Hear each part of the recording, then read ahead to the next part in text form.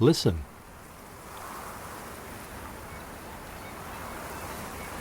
Listen closely. Can you hear it? That sound. It's getting louder. It's the sound of the Métis Nation rising. It's the sound of a proud Aboriginal people looking to make a difference in their lives, in their communities, in their province and territory, in Canada. Much of that drive and determination is being felt in Alberta, considered the economic engine of Canada. Alberta boasts the country's largest Métis population with nearly 97,000. However, Alberta Métis are experiencing the same issues as they are in many other parts of the Métis Nation homeland, from Ontario West to British Columbia. Issues such as recognition of Métis rights, as affirmed under Section 35 of the Canadian Constitution, building partnerships with government and industry, and the need to be consulted and accommodated when major business opportunities arise that could have either a negative or positive impact on Métis livelihood, communities, and families. We're here and we're ready. We're open for business. Ron Quintal, president of the Wood Buffalo Métis Corporation, says while Métis, located in the oil-rich region in and around Fort McMurray, are open for business, many issues stand in the way. The provincial government and industry don't have procurement policies and procedures in place, and therefore they're not obligated to legally work with Métis communities. But Quintal says that hasn't stopped the Métis from putting a determined foot forward to make government and industry realize that working with the Métis Nation makes good economic sense. As I look to the future, I see a Métis consultation policy. I didn't say how far it is, but nonetheless, this region has made this policy our main concern to dealing with developments. A Métis consultation policy would help to ensure industry and government recognize Métis rights and understand their duty to consult and accommodate Métis. The issue was a central part of panel discussions at the Fort McMurray Symposium, which was hosted by the 4 local communities and Métis locals of the Wood Buffalo region.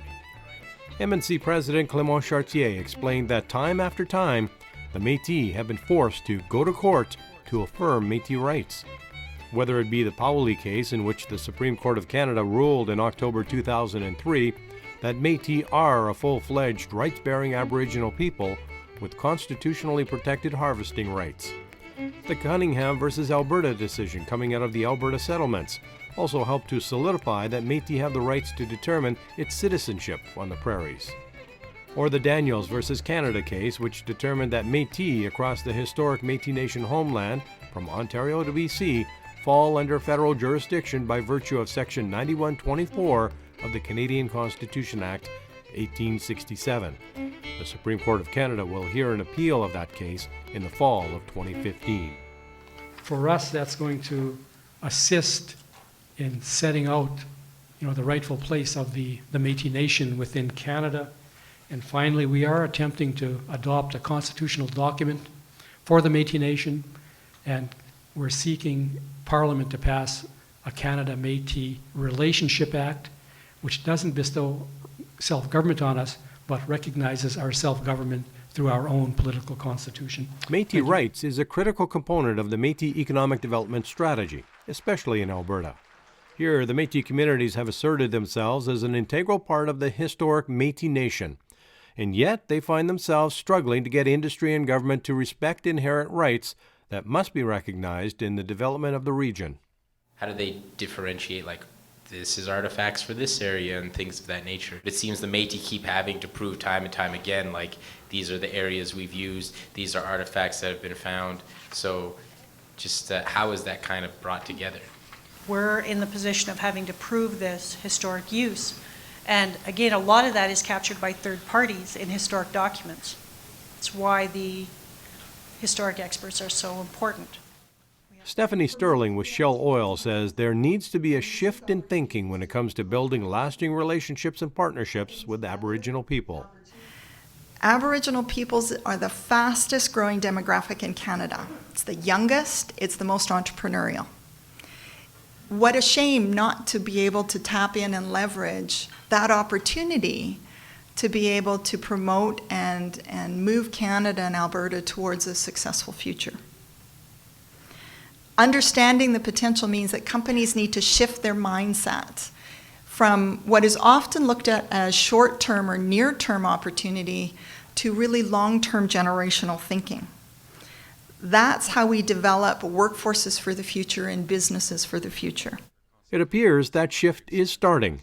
Lawrence Amo leads the newly formed Alberta Aboriginal Consultation Office of the Alberta Government, which is liaising with both industry and Aboriginal groups to make sure consultations occur. Our job is to determine when the proponent, who is usually industry, has met adequacy, and like I said, on some of the smaller projects, sometimes it's very minor and they go through very quickly, and sometimes on what we call the level 3 under the new policy, those are the oil sands and the mines and the coal mines and those other big projects that have a very great, as one of the elders told me, a very great impact on Mother Earth.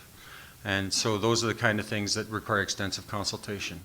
That if the Supreme Court is saying that this is that Métis people are entitled to be consulted when their rights are being infringed, that should be something that's acknowledged. And I think Lawrence had mentioned, I think certainly those are welcome comments to hear that the province is moving forward on that, and I think that's an important step.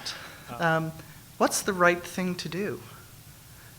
Based on our commitment, based on our approach, based on that we're neighbors and we're going to be neighbors and in this together for a long time. And so we made a conscious decision as Shell to be proactive. Legal expert Jerome Slavic recommends Métis focus on consultations with industry rather than government. Who do you need to negotiate with? Who is actually directly affecting adversely your economic interests? Industry is.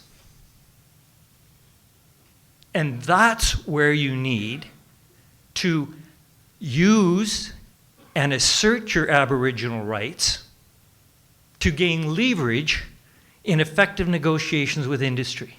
Industrial partnerships are viewed as a segue to economic development. Métis have always been involved in commerce dating back to the fur trade. And as Ron Quintal explains, Métis are and always will be a working class people. We've always been involved in commerce, and I think which better way to stay involved and to really deliver back to the community through economic development. We create employment.